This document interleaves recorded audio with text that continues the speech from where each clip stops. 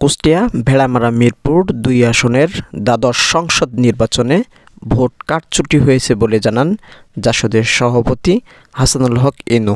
আমি মনে করি যে বিচ্ছিন্ন বিক্ষিপ্ত যে কারচুপির ঘটনা এবং সংঘর্ষের ঘটনা ঘটেছে তার ভিতরে দুর্ভাগ্যজনক হলেও কুষ্টিয়া ২ আসন আমার এলাকা অন্তর্ভুক্ত। সংবাদ সম্মেলনে সাংবাদিকদের আরও জানান, নির্বাচনের ৭ দিন আগ থেকেই স্বতন্ত্র প্রার্থীর মস্তান বাহিনীর আতঙ্ক থামানো যায়নি এবং কুষ্টিয়া ভেড়ামারা মিরপুর ২ আসনের ১৬১ কেন্দ্রের মধ্যে ১৮টি কেন্দ্রেই ভোট কারচুপি করা হয়েছে। এখানে প্রতিদ্বন্দ্বী প্রার্থীর মস্তান বাহিনী ভোটের ৭ দিন আগের থেকে যে আতঙ্ক চলাচ্ছে সেটাও বন্ধ করা সম্ভব হয়নি এবং ভোটের দিন ১৬১ কেন্দ্রের ভিতরে ১৮টি কেন্দ্রে অস্বাভাবিক ভোট প্রদান লক্ষ্য করা গেছে, যা কারচুপির মাধ্যমে করা হয়েছে।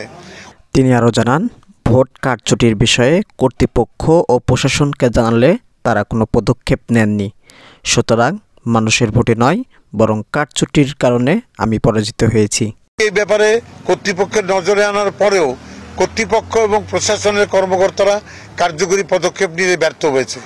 তাই আমি মনে করি কুষ্টিয়া ২ আসনে আমি জনগণের ভোটে নয়, কারচুপির ভোটে পরাজিত হয়েছি। ভোট কারচুপির বিষয়ে সকলকে খতিয়ে দেখতে বলেছেন জাসদের সভাপতি হাসানুল হক ইনু। সানোয়ার হোসেন, কুষ্টিয়া নিউজ।